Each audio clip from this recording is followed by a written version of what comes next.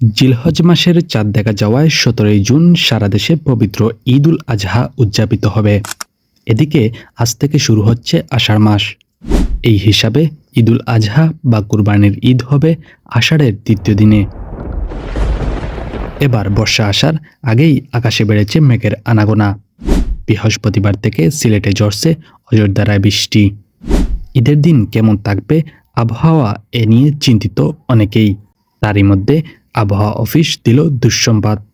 দেশের অন্যান্য অঞ্চল থেকে সিলেট বিভাগে বৃষ্টির সম্ভাবনা সবচেয়ে বেশি। অর্থাৎ 15ই জুন থেকে 18ই জুন পর্যন্ত সিলেট বিভাগের অধিকাংশ জায়গায় হালকা থেকে মাঝারি এবং মাঝারি ধরনের ভারী বৃষ্টি হতে পারে। এছাড়াও সিলেট বিভাগের অনেক জায়গায় অস্থায়ীভাবে দমকা হাওয়া সহ হালকা থেকে মাঝারি ধরনের বৃষ্টি অথবা বজ্রসহ বৃষ্টি হতে পারে। এদিকে গত 24 ঘন্টায় ভারতের চেরাপুঞ্জিতে ভারী বৃষ্টি রেকর্ড করা হয়েছে। একই সাথে সিলেটেও বৃষ্টি হচ্ছে, যার ফলে সিলেটের উজান থেকে নেমে আসা পাহাড়ি ঢলের আশঙ্কা করা হচ্ছে। এই আশঙ্কা সত্যি হলে এবার বানবাসী অবস্থায় ঈদ করতে হবে সিলেটের বিভিন্ন এলাকার মানুষকে। শামিল হোসেন, জি নিউজ 24।